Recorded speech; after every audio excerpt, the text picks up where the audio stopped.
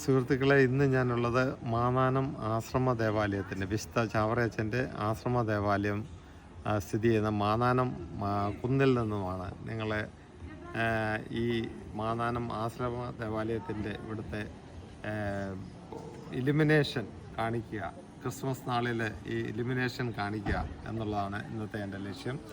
അപ്പോൾ ഇപ്പം എൻ്റെ പ്രവാസി സുഹൃത്തുക്കൾ, പ്രത്യേകിച്ച് പ്രവാസി സുഹൃത്തുക്കൾക്കായിട്ട് ഞാനിത് സമർപ്പിക്കുന്നു. ഈ ക്രിസ്മസ് നാളിൽ ഇവിടെ വരാനും ഇതൊക്കെ കണ്ട് ആസ്വദിക്കാനും സാധിക്കാത്ത എൻ്റെ പ്രവാസി സുഹൃത്തുക്കൾക്കായിട്ട് ഞാനിത് പ്രത്യേകമായിട്ട് സമർപ്പിക്കുകയാണ്.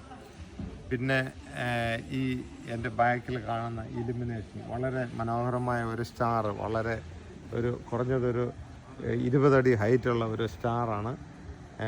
അതുപോലെ തന്നെ ഈ മരങ്ങളിലെല്ലാം തൂക്കിയിരിക്കുന്ന ഈ സ്റ്റാർ നിങ്ങൾക്ക് കാണാൻ സാധിക്കും. ഒരു പ്രത്യേക തീമാണ് അവർ അഡോപ്റ്റ് ചെയ്തിരിക്കുന്നത് ഈ വർഷം.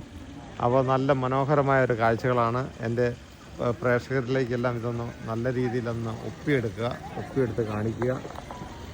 ഈ സൈഡിലെ സീനൊക്കെ ഒന്ന് നല്ല രീതിയിലൊന്ന് കാണിച്ച് എൻ്റെ പ്രേക്ഷകരിലേക്ക് എത്തിക്കണം. എല്ലാവരും ആകാംക്ഷാപൂർവ്വം കാത്തിരിക്കുകയാണ് ഈ ക്രിസ്മസ് നാളിൽ നമ്മുടെ ഈ കേരളത്തിലെ ഇലുമിനേഷനും കാര്യങ്ങളൊക്കെ കാണാനായിട്ട്. എൻ്റെ പ്രവാസി സുഹൃത്തുക്കളെല്ലാം കാത്തിരിക്കുകയാണ്. അപ്പോൾ ഒപ്പം തന്നെ ഇവിടെ നല്ലൊരു തീമിൽ ഒരു പുൽക്കൂട് ഉണ്ടാക്കിയിട്ടുണ്ട്. അതുകൂടെ ഞാൻ നിങ്ങളിലേക്ക് കാണിക്കാം. പുൽക്കൂട്ടിലേക്ക് നമ്മൾക്ക് പോകാം.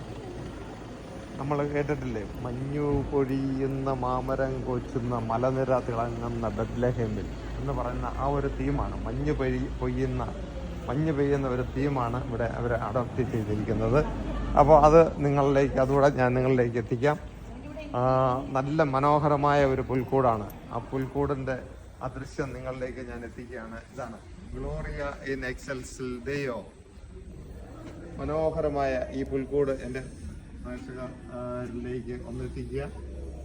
അതാ, നിങ്ങളെല്ലാവരും ആസ്വദിക്കുക. പ്രത്യേകിച്ച് ഈ ക്രിസ്മസ് നാളിൽ നാട്ടിൽ വന്ന് ഈ ക്രിസ്മസ് ആഘോഷങ്ങളിലെല്ലാം പങ്കെടുക്കാൻ സാധിക്കാത്ത എൻ്റെ പ്രേക്ഷകരിലേക്ക്, എൻ്റെ പ്രവാസി സുഹൃത്തുക്കളിലേക്ക് ഞാൻ എത്തിക്കുന്നു.